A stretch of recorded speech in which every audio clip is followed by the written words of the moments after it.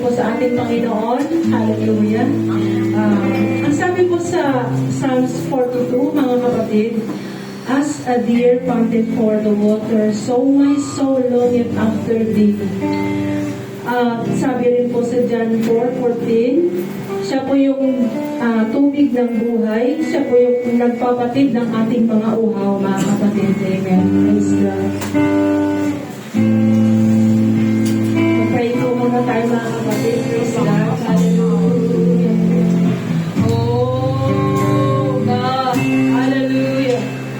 Panginoong Jesus, muli natin hinihiling ang iyong pagkilos, Lord, ang iyong paglilingkod sa aming mga puso sa mga oras na ito, Lord. Samahan mo kami sa aming gawain sa umagang ito, Lord.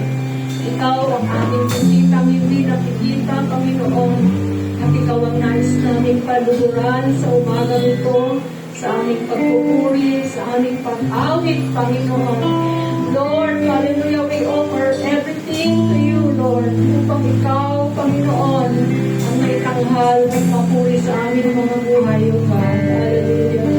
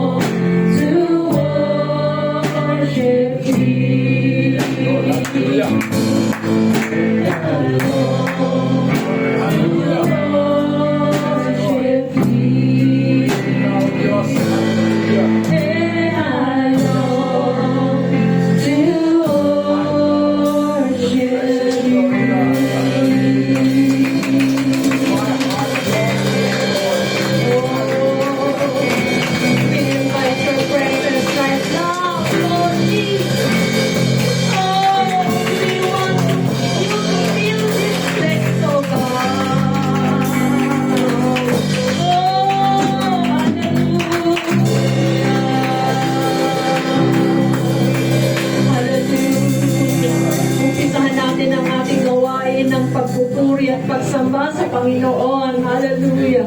Sapagkat sa isang linggo, mga kapatid, tayo po'y na-drain sa ating pong mga naranasang problema at pagsusubok.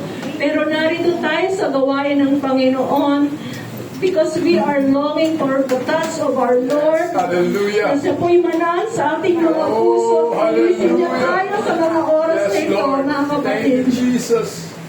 Hallelujah. Kumbaga sa cellphone, nalolobat po tayong mga Kristiyano, and this time, nais nating ma-recharge sa presensya ng Panginoon, mga kapatid. Nais nating muling mapuno. Nais natin na kumilos ang Panginoon sa ating mga buhay, mga kapatid. Amen. So, tayo po ay maghanap ng lugar para lumuhod at makipagniig sa Panginoon. Amen. Siya po yung ating unahin sa bawat nating gagawin, mga kapatid. Amen. Praise God.